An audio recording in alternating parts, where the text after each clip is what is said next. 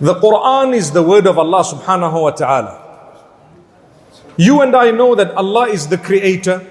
There can never ever be speech that is more powerful than that of Allah.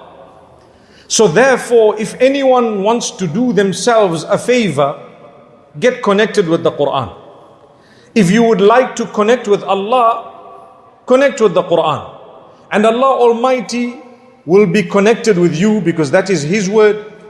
If someone gives you so much of importance that they learn your words, don't you think there will be a bond between you and that person? So when Allah Almighty has asked you to learn the Quran, to memorize it, to put it into practice, to convey it to others, you need to know that even without that instruction, we should already have connected ourselves with the Quran. So if there is an instruction, imagine how powerful it may be, and it is. The hadith of the Prophet ﷺ tells us, خَيْرُكُمْ مَنْ تَعَلَّمَ الْقُرْآنَ وَعَلَّمَهُ. The best from amongst you are those who learn the Quran and teach it.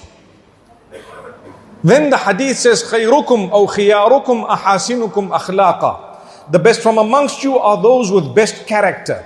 Another hadith says, خَيْرُكُمْ خَيْرُكُمْ لِأَهْلِهِ. The best from amongst you are those who are best to their family members. Are you noticing how this hadith speaks about the best of you, the best of you, the best of you? We started off by saying, is the one who learns and teaches the Quran, because when you learn and teach the Quran, you automatically become the best of character, the best of conduct, the best to your spouse, the best to your family. That means you are practicing upon the Quran. If you have known the Quran off by heart, but your character at home is bad, it means your connection with the Quran is weak. That's what it means. That's why we have witnessed those who completed the Quran today. Wallahi, the biggest responsibility is the fact that you have the Quran with you. Carry yourself like the one who has the Quran with him or her. When you have memorized the Quran, you've actually done the easy part.